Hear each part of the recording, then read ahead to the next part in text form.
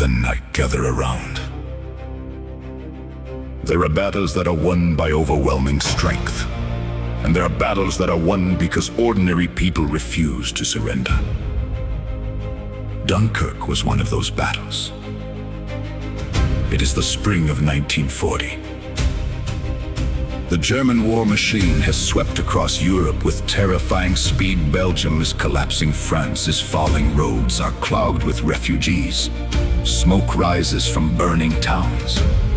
Every hour brings another defeat.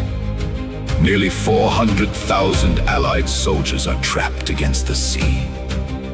Behind them, the English Channel. In front of them, an army that seems unstoppable. To many observers, this is the end. The maps say defeat is inevitable. The newspapers prepare for disaster. The enemy believes victory is only a matter of time. But history has a habit of surprising those who think they've already written the last chapter. The beaches of Dunkirk stretch for miles. No shelter, no forests, no trenches worth mentioning. Only sand, wind, smoke, and men waiting for rescue, waiting for orders, waiting for a miracle. Above them, aircraft roar across the sky. Bombs strike the shoreline. Columns of smoke rise into the air. The sea itself seems to tremble.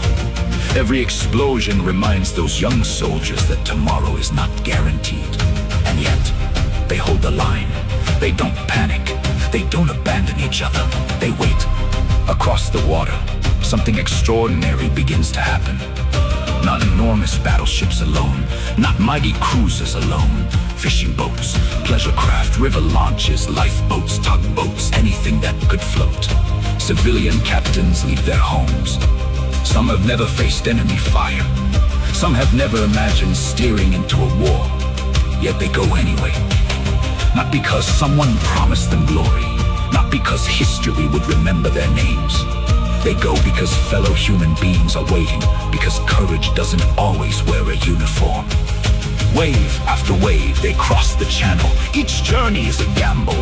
Enemy aircraft attack from above. Explosions throw water into the air. Engines fail, boats are damaged. Some never return. Still more keep coming.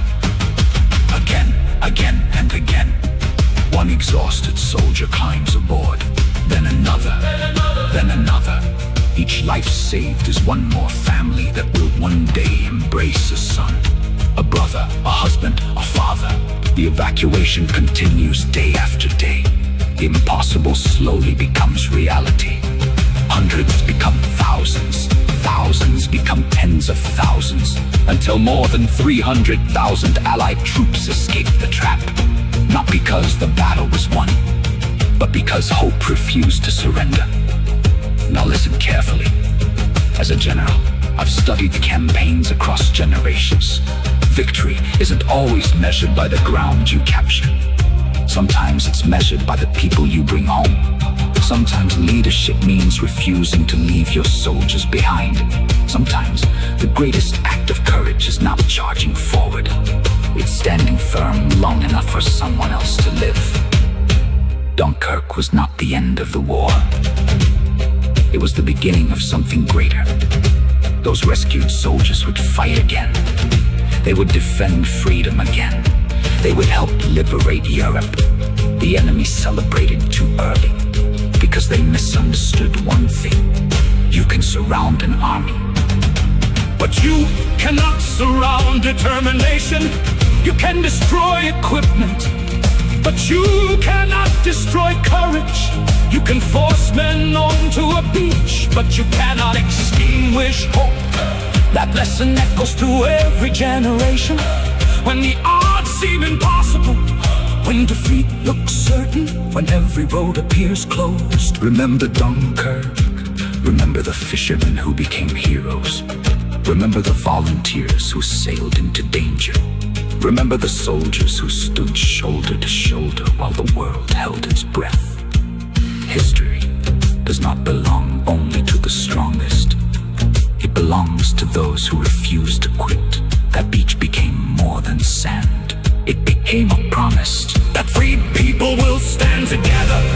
courage is contagious, that sacrifice inspires nations, and that even in humanity's darkest hours, hope can still arrive, one small boat at a time.